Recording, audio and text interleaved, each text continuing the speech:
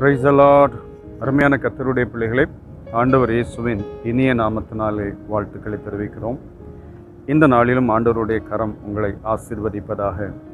ஒரு அருமையான வேத பகுதியை நான் வாசிக்கிறேன்.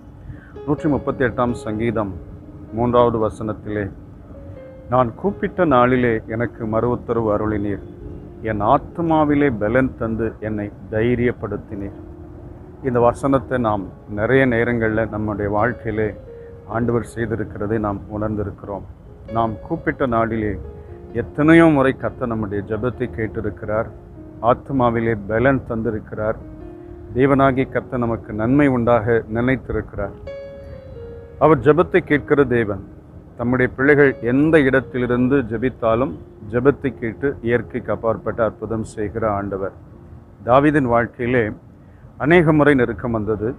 குறிப்பாய் சொல்லப்போனால் 1 சாமுவேல் 30ஆம் அதிகாரத்திலே தாவீது மிகவும் நெருக்கப்பட்டார். அப்பொழுது கர்த்தரை நோக்கி கூப்பிடுகிறார். அமலேக்கியர்கள் வந்து தாவீதினுடைய உடைமை பொருட்கள் எல்லாவற்றையும் சூறையாடி கொண்டு போய் விடுகிறார்கள். குடும்பம் இல்லை, பிள்ளைகள் இல்லை, உடைமை பொருட்கள் இல்லை. உடனிருந்த எல்லாரும் தாவீதின் மேல் கல்லெறிய நினைத்த போது தாவீது கலங்கி போவார். அப்பொழுது கர்த்தரை நோக்கி ஜெபிக்கிற வேளையிலே கர்த்தர் ஜெபத்தை கேட்டு சகலவற்றையும் திருப்பி தருவார். அப்பொழுது தாவீது எவ்வளவு மனவேதனையிலே ஆத்மாவிலே சோர்ந்து போயிருப்பார். தாவீது ஜெபித்த போது கர்த்தர் தாவீதுக்கு மிகப்பெரிய அற்புதத்தை அநேக முறை செய்திருக்கிறார். ஏன் நமக்கு கூட நிறைய முறை ஆண்டவர் அற்புதம் செய்திருக்கிறார். நான் திரும்பி பார்க்கிறேன். 1998ஆவது வருஷத்திலே எனக்கு அப்பெண்டிக்ஸ் ஆப்ரேஷன் பண்ண வேண்டும் என்று ஒரே பெயின், என்னுடைய சரீரம் முழுவதும் மிகுந்த வேதனையோடு இருந்தேன்.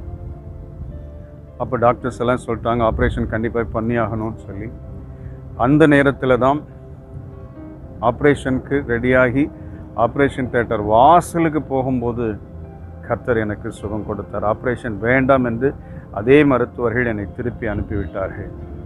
அப்போ என் ஆத்மாவில் இருந்த சோர்வு, வேதனை, கலக்கம் ஏராளமாக இருந்தது.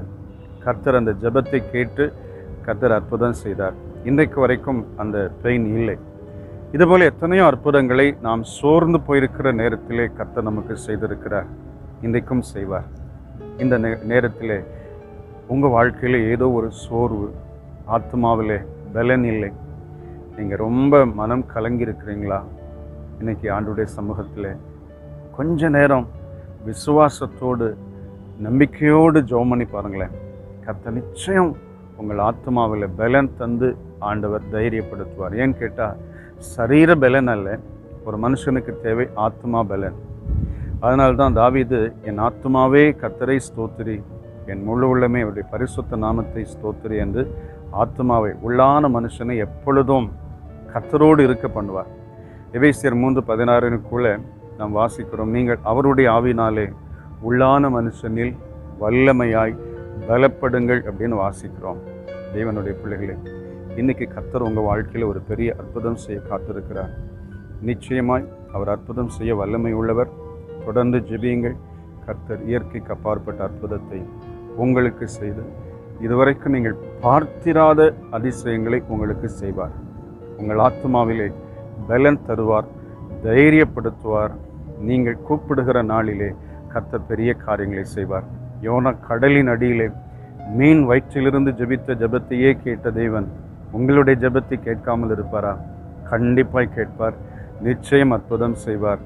உங்கள் ஆத்மாவிலே பலன் தந்து இந்த நாட்களில், குறிப்பாக இந்த கொரோனா ப்ராப்ளம் பேண்டமிக் நேரத்தில் நிறைய பேருக்கு மனசோர்வு, பயம், கலக்கம், தைரியம் இல்லாத ஒரு சூழ்நிலை. என்ன பண்ண போகிறோம்? நிறைய பேர் ஃபோன் பண்ணி, பிரதர் என்ன பண்ண போகிறோன்னு தெரியலையே அப்படின்னு சொல்லி ஒரு பயத்தோடு கலக்கத்தோடு இருக்கிறாங்க. இப்போ தான் தேவை ஆத்மாவிலே பலன். பரிசுத்த ஆவியானவர் என்னோடு கூட இருக்கிறார்.